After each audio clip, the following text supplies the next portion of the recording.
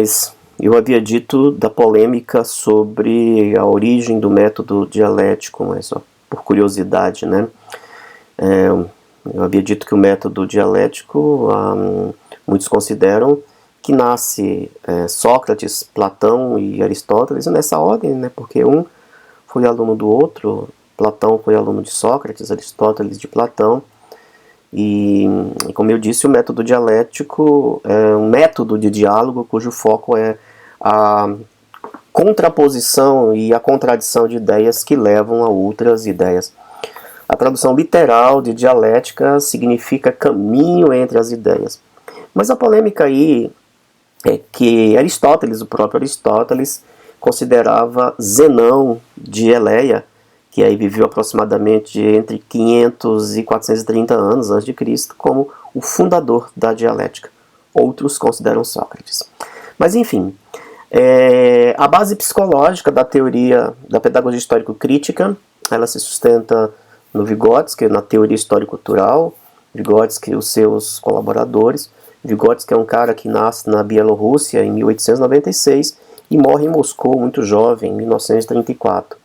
Para esta teoria, o homem é concebido como um ser histórico, que é construído através das suas relações com o mundo natural, ou o mundo biológico, e o mundo social, ou seja, o mundo cultural, seja o mundo social.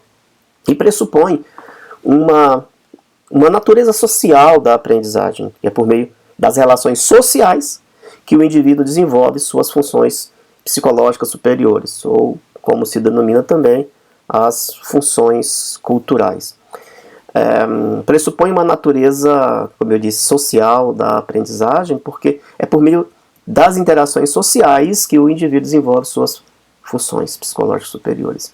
Vai dizer que nós não nascemos humanos e que este processo de humanização vai se dando à medida em que nós nos apropriamos do patrimônio cultural humano, ou, por exemplo, de outro jeito, do conhecimento elaborado, produzido e acumulado ao longo da história da humanidade. É preciso destacar também como característica a perspectiva de desenvolvimento que ultrapassa a unilateralidade, desenvolvimento de uma só perspectiva, de uma só dimensão humana, como por exemplo as dimensões cognitivas.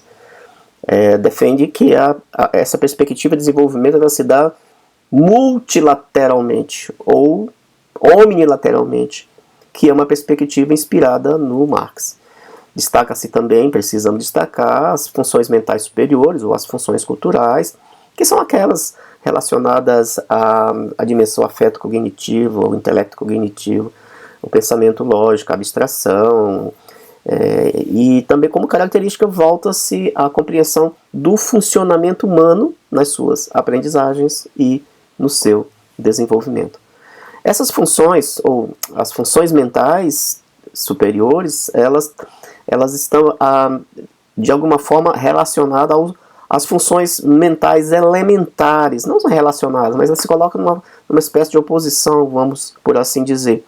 Porque as funções mentais elementares são controladas pelo meio, e as funções superiores, ou as funções complexas, obedecem uma autorregulação.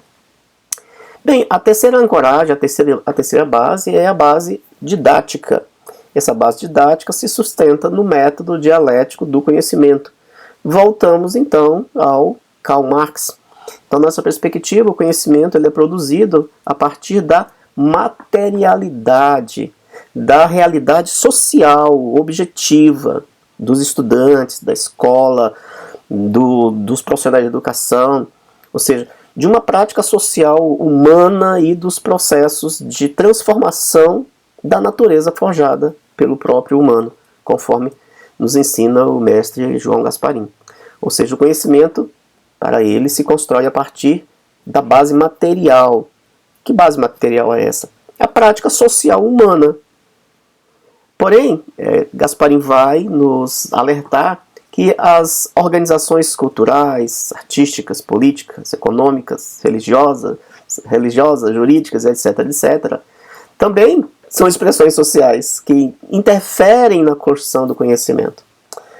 A pedagogia histórico-crítica, minha gente, entendida desse jeito, ela é necessária ao longo de toda a escolarização do sujeito, especialmente desde a educação infantil, na etapa ou na idade pré-escolar, que é, como vai dizer o Daniel Elkony, um outro colaborador de Vygotsky, é o momento ou a etapa, o período em que a imaginação, a função simbólica se formam, em que há, né, a contundência, a clareza do aparecimento da imaginação, da função simbólica, e é a etapa em que se formam as vivências generalizadas e a orientação consciente. A etapa da pré-escola oferece, então, bases psicológicas necessárias para as ações pedagógicas sustentadas nessa tendência. Para Elkony, quando discute a periodização do desenvolvimento infantil, e aí, embora a idade pré-escolar vai, segundo os documentos, vai dos 3 aos 6 anos de idade, aí, aproximadamente, eu entendo como absolutamente coerente a sua equivalência na organização do sistema escolar brasileiro, no qual a pré-escola, conforme os documentos, vai dos 4 anos aos 5 anos e 11 meses de idade. Bem, há uma frase belíssima que sempre me comove, do François Mouriot, que o Saviani tem um apreço muito grande, pois ele coloca como epígrafe e comenta em várias das suas obras, que eu quero deixar e compartilhar aqui com vocês. Diz assim: professor, aquele que institui a humanidade no homem. Professora, aquela que institui a humanidade no homem. Muito bem, gente. Então as mudanças se dão pelos embates das forças sociais. Então usa a dialética para explicar as tais mudanças. O método dialético, baseado nesse movimento e na contradição, se ocupa com a interpretação destas contradições, ou seja, uma interpretação do mundo e da sua praxis, ou seja, desse movimento, ação, reflexão e ação. Acho que é importante fazer aqui um parêntese, porque quando a gente fala de contradição, o que é que nós representamos mentalmente desse termo contradição, né? E aqui não vale só uma definição dicionarística, não, é uma categoria do Marx. Então, as contradições, elas são aquelas condições que a sociedade já teria todas as possibilidades de superá-las, mas que elas persistem porque elas são produzidas pela própria sociedade. Então, nesse sentido, quando nós falamos que o método dialético se ocupa com a interpretação das contradições, né? Então, nesse sentido, no seu caráter material, né, representado pela realidade material objetiva. E que realidade material objetiva é essa? A forma como nós nos organizamos, vivemos, produzimos, reproduzimos e nos reproduzimos no social, no aqui e agora. E histórico, como nós nos organizamos ao longo da história humana, conforme vai nos ensinar o Gasparin. Nesse sentido, acho que é importante trazer novamente o Marx, que vai nos dizer, na obra Crítica à Filosofia do Direito, de Hegel, me parece que é este o nome, que vai dizer que a filosofia, ela é a alma da emancipação. Perdão, que a cabeça da emancipação é a filosofia, mas o seu coração é o proletariado. A Crítica da Filosofia do Direito, de Hegel. E aí nós temos o nosso grande sociólogo Florestan Fernandes, que vai nesse caminho dizer que as mudanças sociais vêm dos de baixo.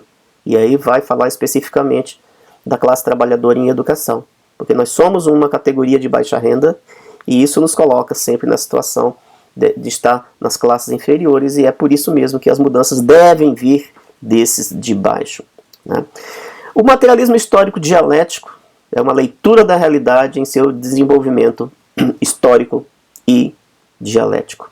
E aí a gente tem que levar em conta o conceito de trabalho, da categoria trabalho de Marx e Engels, da mediação em Vygotsky. Mediação é uma das categorias importantes em Vygotsky, que nessas categorias que a gente precisa destacar quando situa a teoria histórico-cultural no conjunto, como uma das ancoragens da pedagogia histórico-crítica, como eu já citei aqui, as funções mentais superiores ou as funções culturais, mas também a categoria mediação e uma terceira grande e importante categoria, a zona do desenvolvimento proximal. Então, especificamente aqui nesse momento, quero marcar que a mediação em Vygotsky é uma ação consciente do homem sobre o mundo mediada pelos instrumentos. E o que são esses instrumentos? Os instrumentos são ferramentas forjadas pelo próprio homem para a transformação da sua realidade social e cultural. O vir a ser, o devir histórico, ele é material, ou seja, ele é social, ele é econômico, ele é religioso, ele é ético, estético. Então, o Marx vai nos dizer também que o motor da história são as lutas de classes. E Vygotsky, um pensador marxista, utiliza para análise da realidade do homem como ser histórico, um sujeito ativo na construção de si mesmo. Ou seja, há uma negação em Marx, e aí também em Vygotsky, uma negação de Stalin, que para Stalin o homem era apenas um produto das circunstâncias. E Vygotsky faz uma leitura marxista dos fenômenos psíquicos. Muito bem, minha gente. Então, nós temos aí a base filosófica e a base didática sustentadas, ambas no método dialético. Repetindo, né, conforme nós já dissemos, que é um instrumento para a compreensão da realidade e suas contradições. Então, chegamos no terceiro e último episódio deste mini curso, Pedagogia Histórico-Crítica, Fundamentos Teórico-Metodológicos, e, como planejado, este é o momento em que vou trazer para vocês alguns exemplos reais da elaboração da proposição de sequência didática à luz da pedagogia histórico-crítica trazida pelo nosso querido amigo João Gasparim. Então, como já foi antecipado, a estrutura dessa sequência didática, chamando a atenção antes de qualquer coisa que não é uma proposta cartesiana, que essa organização visual ela apenas tem uma finalidade didática, né?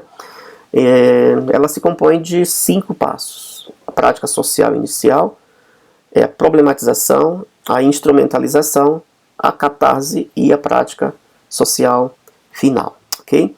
Bem, nesse sentido, precisamos destacar, antes de entrarmos nos exemplos, alguns aspectos importantes, né? Primeiro que o professor, nessa perspectiva, não trabalha pelo aluno, ele trabalha com o aluno ou estudante. E o ponto de partida, a sua prática, é a prática social inicial. Então, o ponto de partida da produção do conhecimento, nessa perspectiva, é a realidade material, objetiva, na qual vive o estudante, que representa o quê? O seu nível de conhecimento atual. O Gasparim vai alertar que não podemos partir do que a escola determina, muito menos das expectativas docentes.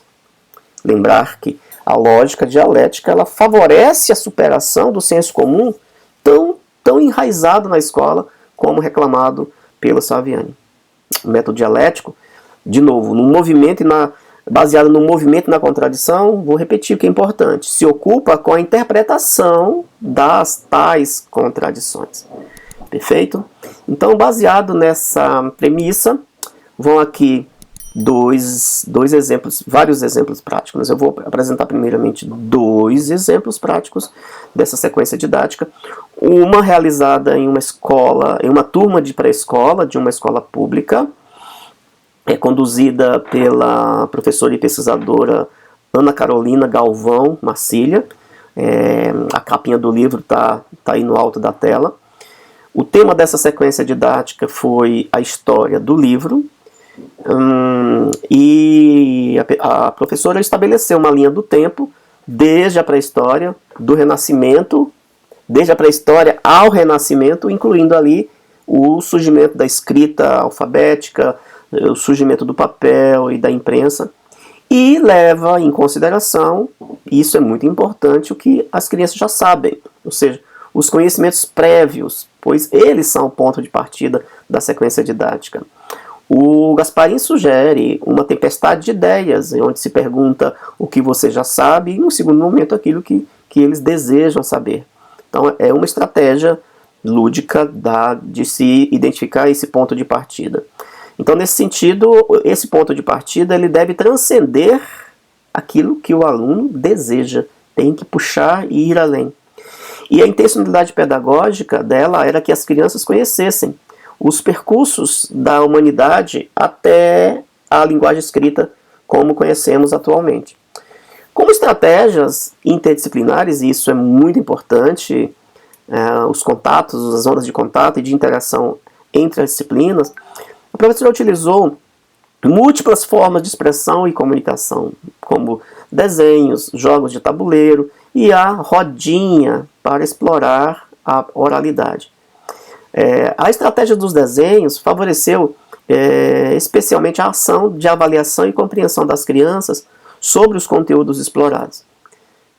Essa estratégia situava a professora no nível, situava a professora do nível do desenvolvimento real das crianças, para que a partir daí eles pudessem avançar mais alguns passos. Bom, toda a sequência didática ela começa por se definir um tema, e definido o tema se define um objetivo geral.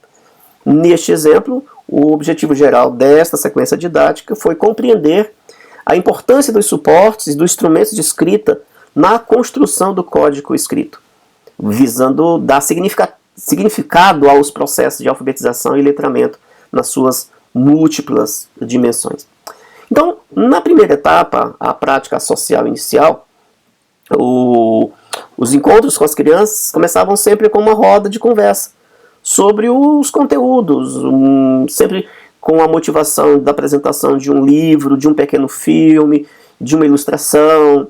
Então esse momento ele se assemelha à proposta da tempestade de ideias trazida pelo Gasparin, que eu vou apresentar daqui a pouquinho. Entretanto, aqui cabiam tanto perguntas quanto respostas dos estudantes. Na segunda etapa, problematização, com foco absoluto no tema, a professora estava atenta ao fluxo das conversas, das fofoquinhas, para perceber as várias dimensões do conhecimento eventualmente evocadas nessas fofoquinhas. De repente, uma dimensão artística, social, científica, cultural, estética com certeza, e etc, etc. As etapas, prestem atenção, as etapas de problematização e de instrumentalização não podem ser concebidas como dois momentos, ou como momentos distintos, porque formam um contínuo. Então aqui o destaque pode ser dado às confrontações de ideias, às convergências, às divergências, às contradições, mas sobretudo aqui o incentivo total, pleno à curiosidade. Na etapa 3 da instrumentalização, a professora aqui, além de manter as leituras, as discussões, os filmes, incluiu como novidade passeios, construção de objetos com argila, com cerâmica, o uso do carvão, a construção e o uso de tintas com o objetivo de ampliar talvez as possibilidades de apropriação dos conhecimentos sobre cada período histórico, guiando-se sempre pela história do livro. E aqui nesse momento, a narrativa da Ana Carolina Galvão, Marcília, é muito interessante, porque aí surgem as curiosidades nas rodinhas, na conversa dessas crianças, e a professora vai enriquecendo essas informações, por exemplo, trazendo que nesse período histórico se instituiu o primeiro sistema de correios, no qual as lajotas eram escritas, ou as lajotas que eram escritas, aí vamos lembrar da escrita cuneiforme, dos sumérios, etc. tal, eram envolvidas, depois de secas, em outra lajota. E essa lajota, ela servia como envelope, que era quebrado pelo destinatário para ler a mensagem. Só que a gente tem um universo de possibilidade de novos conhecimentos. Por exemplo, o que é o envelope, né? Porque as crianças da nossa modernidade nunca tiveram contato com o envelope, muito menos com uma carta. E o que é essa história de emissor, destinatário? E aí as curiosidades se ampliam, né? Como é que essa carta era remetida, como é que chegava, e se eventualmente na mão do mensageiro essa carta caísse, iria se quebrar em centos pedaços, e como é que o destinatário iria abrir essa carta, então com um instrumento que permitisse quebrar apenas o seu invólucro. Bom, enfim, e com a cerâmica construíram vasos e outros objetos, experimentando, vivenciando ali o uso deles pelas nossas civilizações antigas. E com o carvão e a tinta? Com o carvão e a tinta foi possível favorecer e compreender que na nossa ancestralidade teve o costume de registrar os cotidianos humanos por meio das gravuras, as pinturas rupestres, e que essa prática ela variava de acordo com as diferentes culturas. Isso e muito mais. Aqui é um breve resumo. Na etapa 4, a catarse, os desenhos, os textos coletivos e as demais produções das etapas anteriores são demonstrações da catarse. Então aqui, e a catarse pode ser caracterizada como aquele uau. Uau, tia, agora eu entendi. E aqui é o momento em que a professora retoma os objetivos, conversa com elas as dimensões que foram evocadas e exploradas nas etapas da problematização, na etapa da problematização, ou, portanto, ou talvez a dimensão artística, a dimensão social, científica, cultural e etc. A etapa 5, a quinta etapa, a prática social final, é o momento, e foi o momento em que as expressões, em que as crianças, né, naturalmente, se expressaram, e expressaram, utilizando as várias formas de comunicação e expressão, novos posicionamentos relativos às questões problematizadoras. Então aqui, se percebeu mudanças nos sujeitos com base na situação inicial, na prática social inicial, é porque essas etapas intermediárias de fato cumpriram seus papéis, causaram mudanças, pois manifestaram novas atitudes das crianças frente à realidade e os conhecimentos produzidos. Então, para a Ana Carolina Galvão Marcília, a expressão dessa nova atitude diante do conteúdo ocorre quando sua retomada demonstra domínio dos alunos em relação àqueles assuntos abordados. Portanto, as crianças avançaram, sendo capazes agora de fazer a leitura da realidade de uma forma diferente daquela visão fragmentada e do senso comum que tinham lá no ponto de partida da prática educativa. Então aqui a gente pode dizer que há um movimento muito claro que parte do sincrético, do caótico, do desorganizado, para o sintético, para um conhecimento menos fragmentado e menos no senso comum e mais no conhecimento científico sistematizado. Mas assim, aqui é importante destacar que não é porque você realizou esta estratégia na sua prática pedagógica, ela é histórico-crítica, certo? A pedagogia ela deve fundamentar toda a organização do trabalho pedagógico e da instituição. Bom, agora vamos para o outro exemplo, o exemplo que está na obra do Gasparin, ou inspirado na obra do Gasparin. Esse exemplo foi realizado por mim em uma das minhas aulas dos cursos que eu realizo com professoras do ensino fundamental, anos iniciais do ensino fundamental. E essa experiência primeira que eu vou apresentar para vocês tem como tema a sustentabilidade humana ou desenvolvimento sustentável, ok? Então, vamos lá a esses exemplos. Muito bem, minha gente. Então, como prometido, aqui está um exemplo do esquema de uma sequência didática à luz da pedagogia histórico-crítica proposta pelo professor e amigo João Gasparin, nas suas 5 etapas: prática social inicial, problematização, instrumentalização, catarse, prática social final, destacando com muita ênfase, antes de qualquer coisa, que essa estrutura ela se apresenta com essa imagem, com essa caracterização apenas para finalidades didáticas, até porque ela não pode ser vista de uma forma cartesiana, perfeito. É importante destacar que A etapa 1 e a etapa 2 se referem no movimento do método dialético à prática, enquanto que a 2, 3 e 4, como destacou o professor Gasparin na aula dele aqui, problematização e instrumentalização catarse, elas representam as reflexões teóricas, ou também, na perspectiva da teoria histórico-cultural, a zona do desenvolvimento proximal, local em que as intervenções pedagógicas devem acontecer. Então aqui é importante destacar também, minha gente, que nessa perspectiva teórica, segundo o professor Gasparin, o professor não trabalha pelo aluno, pelo estudante, e sim com o estudante. Então, como a gente percebe, o ponto de partida da produção do conhecimento é a realidade social imediata na qual vive o estudante, que representa o seu nível de conhecimento atual. Então, nessa perspectiva, a produção do conhecimento escolar não pode partir do que a escola determina, do apriorismo da escola, tampouco do apriorismo dos professores e professoras, das expectativas docentes. Então essa estrutura, ela se assenta na lógica dialética e ela favorece a superação do senso comum, como vai dizer o Saviani, muito enraizado na escola.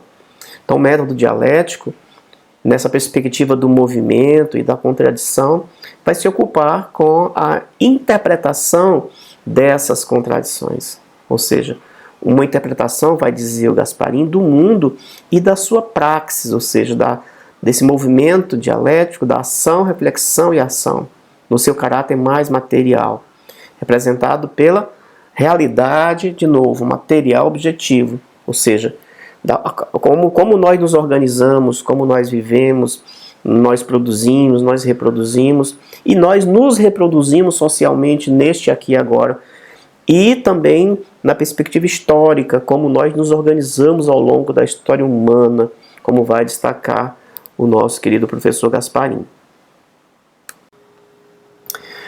Então, muito bem, dando continuidade a essa apresentação dessa estrutura, nesse próximo slide que estou mostrando aqui, nós temos o desdobramento daquela primeira organização. Então, novamente, está aí para vocês visualizarem as 5 etapas, com os mesmos destaques em cores, perfeito.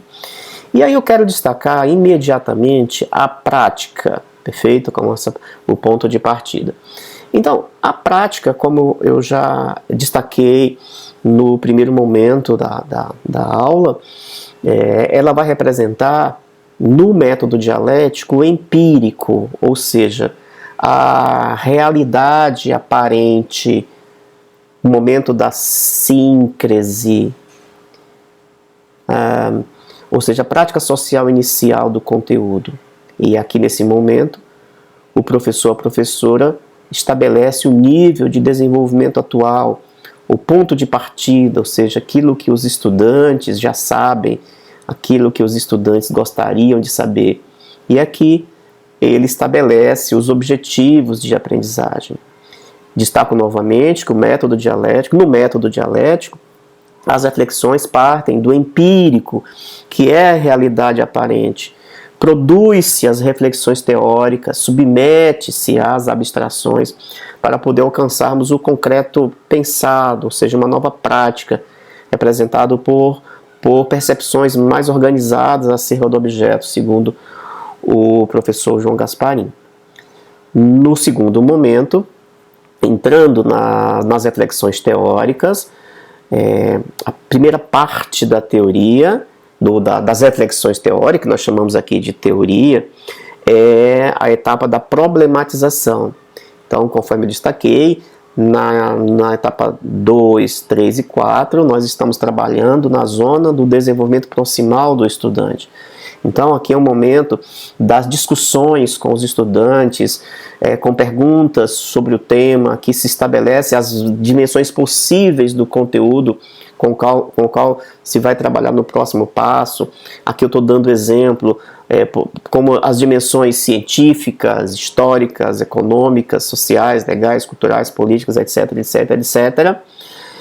Se o conteúdo for de ciências, por exemplo, o conteúdo, a dimensão mais saliente é a científica, mas não só a científica. O conhecimento, ele se compõe de várias dimensões, como vai dizer o Vygotsky, apoiando-se em Marx, no desenvolvimento multilateral ou omnilateral, como eu já falei aqui.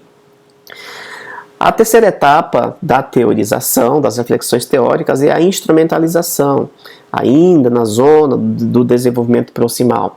Então é aqui que é o momento da definição, das definições das estratégias didáticas e materiais que serão utilizadas para o trabalho nessas dimensões destacadas na etapa anterior. O terceiro movimento nas reflexões teóricas é a catarse, ainda na zona do desenvolvimento proximal, que ela é representada pela elaboração teórica e pela expressão prática da síntese, assim como o momento de avaliação, da percepção da presença das dimensões, daquelas dimensões estudadas, científica, história, etc. e tal. Aqui é importante destacar quando a catarse aponta como momento de avaliação, que na verdade a avaliação está presente desde o primeiro momento, desde a prática social inicial, desde o estabelecimento do nível de desenvolvimento atual, até a prática social final. Entretanto, nesse movimento da catarse, que é exatamente aquilo que se espera que o estudante elabore aquela interjeição, produza, evoque aquela interjeição do tipo, uau, agora eu entendi, que seria um momento em que, como ele vai se expressar voluntariamente, espontaneamente sobre aquilo que é aprendido, é o momento mais precioso da avaliação. E por último, a prática novamente. Essa prática ela é representada aqui pelo concreto, pensado, ou as percepções mais organizadas acerca do objeto, ou seja, a síntese. Se lá na etapa 1, na prática, nós vivenciamos aquela desorganização, vamos dizer assim, do objeto do conhecimento, ainda num movimento um pouco caótico e desorganizado, nós chegamos no concreto pensado e esperamos que essa elaboração sintética da apropriação do conhecimento esteja mais clara. Então, esse movimento se chama prática social final do conteúdo e é onde se estabelece, se percebe um novo nível de desenvolvimento atual, onde devem aparecer, se espera que se apareçam, as intenções do estudante, novas posturas práticas, e aqui é o momento do retorno ao ponto de partida e as percepções das intencionalidades das suas atitudes. Muito bem. Agora vamos para mais uma aproximação gradual à compreensão dessa estrutura, em mais um desdobramento. E aqui eu apresento um exemplo geral de um tema. O tema, então, é desenvolvimento sustentável. Então, nós temos aqui no primeiro momento a prática, a primeira etapa, a prática. De novo, a prática social inicial, vou repetir, onde se estabelece o nível de desenvolvimento atual. O Gasparin propõe aqui uma estratégia criativa para se identificar esse nível de desenvolvimento atual, um brainstorm, uma tempestade de ideias, onde você pode, numa conversa informal com os estudantes, perguntar o que eles sabem sobre o tema, neste caso, sobre o desenvolvimento sustentável.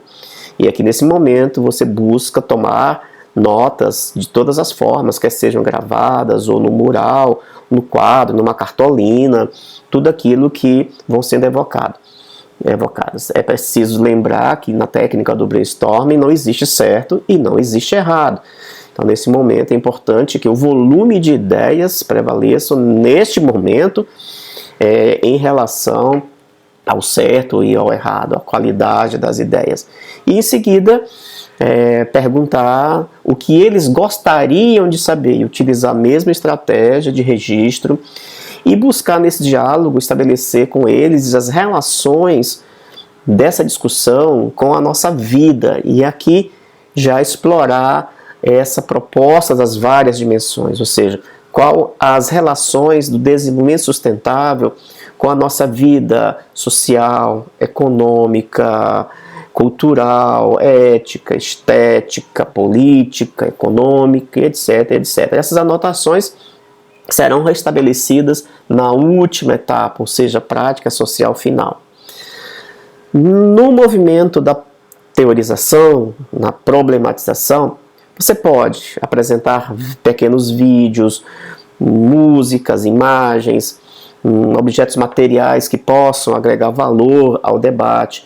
Você pode elaborar com eles uma ou duas perguntas que envolvam as discussões, as dimensões mais pertinentes, porque nem todas as dimensões que eu acabei de citar serão absolutamente pertinentes. Algumas serão mais acessórias, então busque aproximar das dimensões mais evidentes, mais salientes. Aqui você deve ajudá-los a perceber como é que o assunto se relaciona com a prática social real deles. No terceiro passo, a instrumentalização, e aqui é o momento do desenvolvimento das atividades, e é um momento muito rico para a produção de sentidos, propondo que eles utilizem as mais diversas formas de comunicação e expressão humana. Sugira gêneros textuais, vídeos, desenhos, pinturas, teatro, música, dança, que é o lugar da praxis.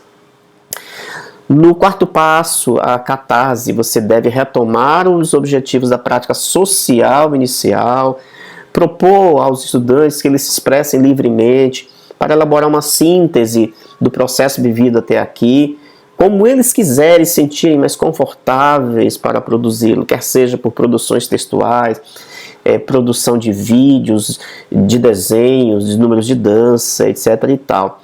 Então, é também aqui um momento, como eu disse, privilegiado da avaliação. E aqui a gente espera perceber o quanto que eles produziram e evocaram daquilo que foi ensinado e daquelas dimensões que foram provocadas. E aqui, na quinta etapa, voltando à prática, agora na prática social final, como eu disse, que ela é caracterizada pelo novo nível de desenvolvimento atual.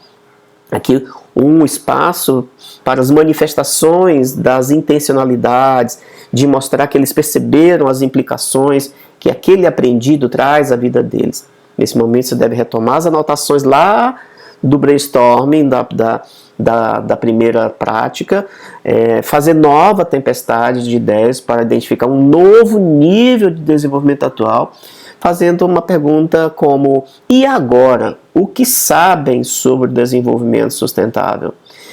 Tomar todas as anotações e perguntar em seguida: e o que vocês gostariam de saber a mais? Faça todas as anotações. Então, nesse momento, organize um grande painel para que eles possam expressar suas intencionalidades, as suas ações, os seus compromissos a serem incorporados em seus cotidianos. E aqui um momento também muito privilegiado de você mostrar os dois momentos, a primeira tempestade de ideias, ou seja, de onde eles partiram e onde eles chegaram até aquele momento. Agora, atenção, daquele exemplo geral, vamos partir agora para um exemplo específico. Então, nesse sentido, voltamos lá agora, etapa por etapa. Estamos aqui na etapa da prática social inicial, onde estabelecemos o nível de desenvolvimento atual e os objetivos do estudo. Então, aqui como exemplo específico, com o tema desenvolvimento sustentável, nós estabelecemos que o objetivo era compreender as implicações do desenvolvimento sustentável na vida humana. Na tempestade de ideias, foi perguntado o que sabem sobre desenvolvimento sustentável. E os estudantes, vale dizer que este exemplo específico foi emprestado a mim por uma cursista minha, uma aluna minha, que é professora dos anos iniciais da rede pública do ensino da educação básica do Distrito Federal. Então ela realizou com os estudantes dela como uma tarefa, uma atividade do curso que eu ofereci sobre pedagogia histórico-crítica, ciências e pedagogia histórico-crítica. Então os alunos, os estudantes responderam aqui, apenas um pequeno recorte, o que eles já sabiam sobre desenvolvimento sustentável. E ela anotou: comer alimentos naturais, preservar a natureza, a reciclagem, é algo que as empresas fazem. Não, é o governo que faz. Isso mesmo, são leis que os políticos fazem. Ah, nada disso, é separar o lixo de forma correta. Lá na minha rua se faz isso. Ah, acho que é desenvolver sem destruir. Ok, ela fez o registro. E fez a outra pergunta. O que gostariam de saber sobre desenvolvimento sustentável? E os estudantes responderam, isso é apenas um recorte. Eu gostaria de saber o desenvolvimento sustentável, se o desenvolvimento sustentável tem a mesma força que o normal. Professora, nós crianças podemos fazer algo para o desenvolvimento sustentável? O planeta realmente pode acabar se não tivermos um desenvolvimento sustentável? Professora, há chuvas ácidas e etc. As anotações foram registradas, as discussões que relacionam a vida real foram propostas, incentivadas a discussão, e aqui as respostas, minha gente, não são dadas, não aqui, e apenas no próximo passo. Vamos lá? Vamos lá, sigamos. Então aqui a gente está na segunda etapa da teorização. É a primeira etapa, na verdade, da teorização, é o momento da problematização, espaço da ZDP. Então, com base no estágio anterior, identifique quais as habilidades os alunos, os estudantes precisam dominar. E aqui você pode apresentar vídeos, músicas, imagens, objetos que abordem o tema, desenvolvimento sustentável, que é o nosso exemplo, sob diversos pontos de vista. Então, discuta com eles quais dimensões são mais relevantes. Aqui eu estou dando exemplos. A dimensão científica, ela é a mais relevante, aparece aí na ordem, porque o tema é de ciências. Então, nesse sentido, a dimensão científica, ela se refere às contribuições das pesquisas sobre o tema. Mas, para além, transcendendo a dimensão científica, nós podemos ter e teremos a dimensão histórica, que aqui se refere, por exemplo, a uma linha do tempo das questões ambientais do planeta, o conceito, a evolução desse conceito de desenvolvimento sustentável. Tem uma dimensão econômica? Sim, pode ter. Por exemplo, as implicações para o desenvolvimento econômico de cidades, regiões, nações. Tem uma dimensão social? Claro que tem. Pode estar representada pelas possibilidades de um desenvolvimento sustentável, socialmente justo. Tem uma dimensão legal? Claro. Tem leis locais, nacionais e internacionais. Então pode ser feita aqui uma nova, se você quiser, aqui uma nova tempestade de ideias, assim, aqui é uma ideia intermediária, tempestade de ideias para aquecer a discussão.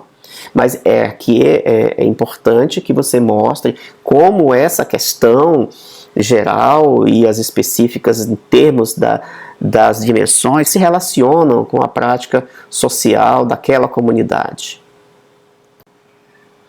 Bem, na etapa da instrumentalização, a ideia é que em uma perspectiva interdisciplinar, você apresente, por exemplo, um vídeo sobre o tema, com consequente discussão. Em seguida, você pode propor que eles façam desenhos, teatro, música, dança, enfim. Deixar a forma como ele vai se manifestar, que eles escolham, pensem de que forma que eles se sentem mais confortáveis sobre aquilo que foi estudado. E aí, claro, nessa perspectiva interdisciplinar, de preferência com os seus colegas de matemática, de ciência, de geografia, de história. Então aqui os estudantes podem produzir o que eles quiserem, como por exemplo aqui documentos para autoridades em sua cidade, pequenos relatórios denunciando questões, elaboração de cartazes, dramatizações teatrais, jingles, campanhas de conscientização. Na etapa da catarse, ainda na zona do desenvolvimento proximal, conforme vai propor o Gasparin, com foco no estudante em todo o processo, desafie-os a explicitar o conhecimento produzido, novamente, como eles quiserem, por meio de gêneros teatrais, vídeos, desenhos. Observem que sempre você pode sugerir, elencar essas possibilidades de se expressarem, e aí eles vão voluntariamente se localizando, se aproximando e escolhendo como é que eles preferem se colocar, expor o aprendido. Então, nesse momento, você pode, e a gente tem essa expectativa de perceber o quanto que eles produziram com o que foi ensinado e, sobretudo, minha gente, como eles vão evocar voluntariamente as dimensões provocadas, quer sejam as científicas, as históricas, as sociais, etc. e tal. Então, se espera que eles evoquem as dimensões que fazem sentido, produzem sentido para a vida real, para a realidade material objetiva deles. Então, como foi dito que aqui é um momento mais privilegiado da avaliação, né, de preferência com estratégias lúdicas e criativas, com foco nas dimensões que você trabalhou na fase 2, né, da problematização, você pode perceber, sem perguntar para eles, nesse formato ortodoxo da prova, e perceber que aquilo que eles evocam é aquilo que realmente, aqueles conteúdos foram realmente apropriados, sofreram essa apropriação, foi tornado próprio para eles. Bem, chegamos então na quinta etapa, a prática social final. Voltamos à prática. Como já disse e reforça, aqui é onde um novo nível de desenvolvimento social é alcançado. Então aqui você deve voltar ao objetivo da sequência didática, que foi compreender as implicações do desenvolvimento sustentável na qualidade de vida, ou na vida humana, e aqui você vai então fazer nova tempestade de ideias para identificar um novo nível de desenvolvimento atual. E aí você vai perguntar, e agora? O que você sabe? Esse agora é importante. O que você sabe sobre desenvolvimento sustentável. Nesse exemplo, as respostas possíveis são e foram, neste exemplo prático, colhido por uma professora, que podemos desenvolver preservando. Aí um outro disse, são várias atitudes que envolvem governos, empresas, pessoas e até crianças para garantir a qualidade do futuro. Outra disse, tem a ver com o comportamento e o compromisso com o amanhã. Outro disse, que por falta disso temos até chuvas ácidas. E a professora fez a outra pergunta. E o que você gostaria de saber? Ou, o que você gostaria de saber a mais? E eles responderam, o que os países estão fazendo pelo desenvolvimento sustentável? Tia, eu quero saber se corremos o risco de extinção. É possível? E como fazer um consumo consciente? O outro disse, como produzir tantos alimentos para populações em crescimento, e etc. Então aqui você apresenta aos estudantes as anotações feitas na etapa 1, comparando-as. E aqui você vai pedir para que eles expressem as suas intenções, os seus compromissos a serem incorporados no seu dia a dia. Eu até melhoro essa frase. Não necessariamente que você peça para que eles se expressem, você vai criar situações para que eles não se sintam pressionados a responder dentro daquela expectativa sua. Mas construa situações para que eles se expressem voluntariamente e aí se espera que essas intenções e esses compromissos apareçam nessas expressões. Bem, e essa etapa ela pode indicar a retomada da sequência didática com uma nova prática social inicial. Bem, minha gente, chegamos ao final. Chegamos ao final dessa proposta de mini curso voltado a entendermos a pedagogia histórico-crítica nas suas dimensões teórico-metodológicas e também epistemológicas, por que não? Eu desejo imensamente que você tenha gostado e que possa fazer uso, que possa levar para as coordenações pedagógicas da sua escola e discutam no coletivo essas condições para a efetiva aplicação, para a adesão da pedagogia histórico-crítica desde a educação infantil até o último ano da educação básica. Quero concluir reforçando a minha convicção de que não cabe exclusivamente à escola É esta função social, a função da emancipação, da libertação, sobretudo dos oprimidos, mas que a escola é poderosa, ela é. A escola desempenha um papel fulcral. Então, como vai nos ensina todo dia o mestre Paulo Freire, se a educação sozinha não transforma a sociedade, sem ela tampouco a sociedade muda. Então, esperançando que estas provocações possam abrir portas para novas incursões, para que possamos renovar as nossas esperanças, alimentemo-nos de conhecimento e deixemos nossas parcelas de contribuição para esse outro mundo possível. Então, minha gente, para que serve a escola? Já é possível a gente pensar sobre isso? Que escola você, eu, todos nós, ajudamos a construir? Eu publiquei esse livro para crianças, e desde cedo, para que desde cedo, desde a pré-escola, elas possam pensar junto com a família, junto com os professores e as professoras, a função emancipadora da escola. Então, minha gente, eu desejo imensamente que seja aquela escola que lute pela inclusão, pela emancipação, por uma sociedade verdadeiramente democrática, pela superação das desigualdades e que possa contribuir definitivamente para a superação desse status quo vigente tão cruel e tão perverso. E que, sobretudo, seja uma escola voltada a quem mais precisa dela. Um grande abraço, contem comigo.